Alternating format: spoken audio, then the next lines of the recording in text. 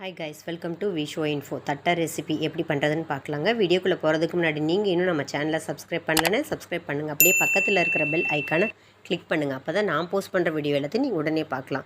வீடியோக்குள்ளே போகலாங்க. அரிசி மாவு தட்டை செய்ய போகிறோங்க. தேவையானதெல்லாம் பார்க்கலாங்க. 1 கப்பு அரிசி மாவு எடுத்துக்கணுங்க. இது இடியாப்பம் மாவு, கொழுக்கட்டை மாவு, நீங்கள் வீட்டில் அரைச்சதாக இருந்தாலும் சரி, கடையில் வாங்கின மாவாக இருந்தாலும் சரி, எதாக இருந்தாலும் சரி. ஆனால் செய்கிறதுக்கு முன்னாடி மாவை நல்லா வறுத்துக்கணுங்க. ட்ரை பேனில் லைட்டாக, அதாவது நம்ம தொட்டு பார்த்தோம்னா சூடு ஏறி இருக்கிறது தெரியணும், அந்தளவுக்கு வறுத்துக்கணுங்க. 1 கப்பு அரிசி மாவுங்க. அதுக்கப்புறம் 1 டேபிள் ஸ்பூன் உளுத்தம் மாவு. 1 கப் அரிசி மாவுக்கு 1 டேபிள் ஸ்பூன் உளுத்தம் பருப்பை நல்லா ட்ரை ரோஸ்ட் பண்ணி நல்லா கலர் சேஞ்ச் ஆகணுங்க. பிளாக் ஆகிடக்கூடாது. நல்லா கோல்டு கலராக வறுத்துட்டு மாவை அரைச்சி வச்சுருக்கேங்க. வறுத்து அரைச்சிக்கணுங்க. அதுக்கப்புறம் இந்த ரெசிபிக்கு தேவையான உப்பு, பச்சை மிளகாயில் பழுத்திருக்கும் பார்த்திங்களா, அந்த பழுத்த மிளகாய் எடுத்திருக்கேன். அப்புறம் உப்பு, பெருங்காயத்தூள் இதை சேர்த்து நான் அரைச்சிருக்கேங்க. இந்த இடத்துல நீங்கள் மிளகு தூள் வேணாலும் சேர்த்திக்கலாம், சிகப்பு மிளகாய் தூள் சேர்த்திக்கலாம், நம்ம விருப்பம்தாங்க. அப்புறம் கடலைப்பருப்பு ஒரு 2 டீஸ்பூன் ஊற வச்சுருக்கேங்க. 1 ஹவர் ஊறிடுச்சு. இப்போ தண்ணியை இருத்துட்டு மாவு மிக்ஸ் பண்ணுறதுக்காக ரெடியாக எடுத்து வச்சுருக்கேங்க. அப்புறம் 1 டேபிள் ஸ்பூன் நெய் தேவைப்படுது. இன்னொரு டேபிள் ஸ்பூன் ஆயில், சூடான ஆயில் ஊற்றிக்கலாங்க. அதுக்கப்புறம் தட்டை பிசைய தேவையான தண்ணிங்க. இப்போ நம்ம எல்லாத்தையும் சேர்த்துக்கலாங்க. கடலைப்பருப்பை சேர்த்திக்கலாம், தண்ணி இருத்துட்டு சேர்த்திக்கோங்க. அதுக்கப்புறம் மிளகாய் விழுது சேர்த்திக்கலாங்க. அதுக்கப்புறம் உளுத்தம் மாவு சேர்த்திக்கலாங்க. நீங்கள் இந்த இடத்துல உளுத்தம் மாவுக்கு பதில் பொட்டுக்கடலை மாவு கூட சேர்த்துக்கலாங்க, நம்ம விருப்பம்தான். இப்போ இதுக்கு தேவையான நெய் சேர்த்துக்கலாங்க. அப்புறம் 1 டேபிள் ஸ்பூன் நெய்ன்னு சொன்னேன். அப்புறம் 1 டேபிள் ஸ்பூன் ஆயில் ஊற்றிக்கலாங்க. சூடான ஆயில் ஊற்றிக்கோங்க. மாவு பிசைஞ்சிட்டு டேஸ்ட்டு பார்த்துக்கலாங்க. அதுக்கப்புறம் பொரிக்க ஆரம்பிச்சிடலாங்க. இதை ஃபஸ்ட்டு ட்ரையாக மிக்ஸ் பண்ணிக்கலாங்க. சூடாக இருக்கும், பார்த்து மிக்ஸ் பண்ணிக்கலாம். பாருங்கள், தண்ணி ஊற்றி பிசைகிறதுக்கு முதல்ல நம்ம போட்ட நெய், அதாவது ஆயில், நெய்க்கு பதில் இந்த இடத்துல நீங்கள் வெண்ணெய் மட்டுமே முழுக்க போட்டு பிசைஞ்சிக்கலாங்க. அது நம்ம விருப்பம்தாங்க. இப்போ பாருங்கள், நம்ம சேர்த்த நெய் ஆயிலோட அளவு தட்டைக்கு சரியாக இருக்கான்னு, தட்டை மாவுக்கு சரியாக இருக்கான்னு செக் பண்ணிக்கணும். இப்போ ட்ரையாக மிக்ஸ் பண்ணிவிட்டு இப்படி பிடிச்சா நிற்குதுங்களா, அதுக்கப்புறம் இப்படி ஊற்றி விட்டால் கரெக்டாக இருக்கணுங்க. இதுதான் கரெக்டான டெக்ஸ்சர். இப்போ தண்ணி ஊற்றி பிசைஞ்சிட்டு பார்க்கலாங்க. பாருங்கள், தட்டைக்கு நம்ம மாவு இந்த பக்குவத்தில் செமையாக பிசைஞ்சு வச்சுட்டோங்க. இப்போ எப்படி தட்டுறதுன்னு பார்க்கலாங்க.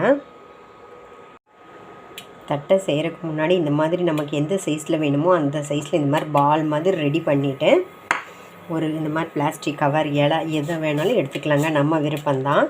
பாருங்கள், இந்த மாதிரி ஆயில் ஸ்ப்ரெட் பண்ணிவிட்டு இப்போ நம்ம இந்த இதில் இப்படி வச்சுட்டு பிளாஸ்டிக் கவர் இதுக்கு மேலே போட்டுட்டு ஏதாவது ரவுண்டாக இருக்கிற, அதாவது இப்படி பேஸ் இருக்கிற மாதிரி பார்த்து நம்ம ஒரு ப்ரெஸ் கொடுத்தோம்னா போதுங்க. நம்மளோட தட்டை கரெக்டாக ரெடி ஆகிடுங்க. அதுக்கப்புறம் ஏதாச்சும் ஷேப் சரியில்லைன்னா நம்ம சரி பண்ணிக்கலாங்க. இந்த அளவுக்கு இருக்கணுங்க.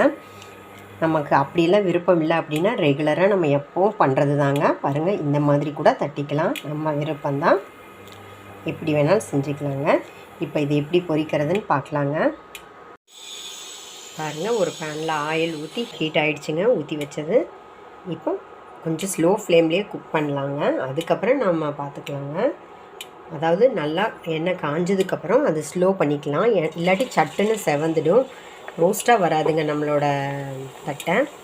ஸ்லோ ஃப்ளேம்லேயே குக் பண்ணால் தான் செம்ம ரோஸ்ட்டாக சூப்பராக வருங்க.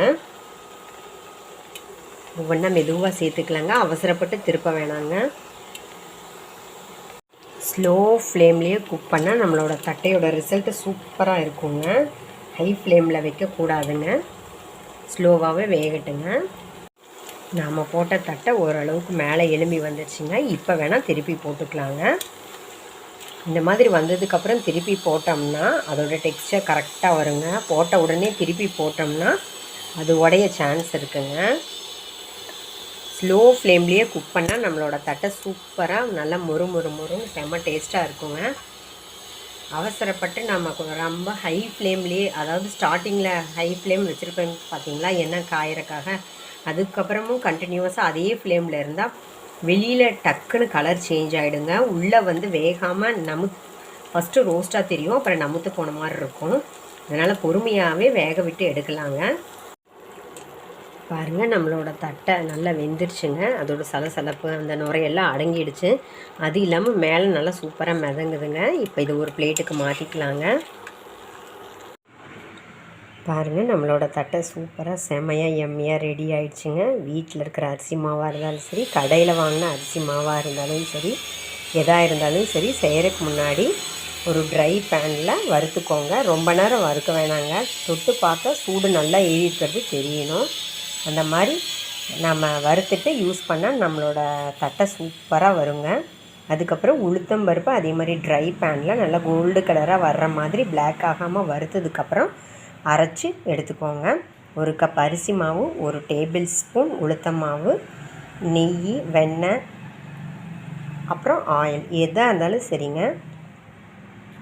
ஏதோ ஒன்று உங்களுக்கு எது பிடிக்குதோ அது நீங்கள் சேர்த்து தட்டைக்கான மாவு பிசைஞ்சிக்கலாங்க.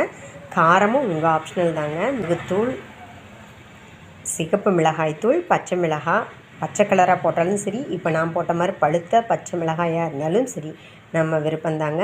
உங்களுக்கு சீரகமோட ஃப்ளேவர், ஓமம் அதோட ஃப்ளேவர் எல்லாம் பிடிக்கும்னா எதையாவது ஒன்றை சேர்த்திக்கோங்க. சீரகம், ஓமம், இந்த மாதிரி எள், எது வேணால் சேர்த்திக்கலாம். இப்போ நான் கடலைப்பருப்பு சேர்த்துருக்கேன், நிலக்கடலை கூட சேர்த்துக்கலாங்க. எதையாவது ஒன்றை போட்டால் போதுங்க. அப்போ தான் ரொம்ப டேஸ்ட்டாக இருக்குங்க. இப்போ நம்மளோட தட்டை சூப்பராக செமையாக வந்திருக்குங்க. பாருங்கள், உடச்சி காமிக்கிறேன், அந்த சவுண்டு உங்களுக்கே தெரியுங்க. பார்த்திங்களா, செம ரோஸ்ட்டாக வந்திருக்குங்க. ட்ரை பண்ணி பாருங்கள். ஈஸியான ரெசிபி தாங்க.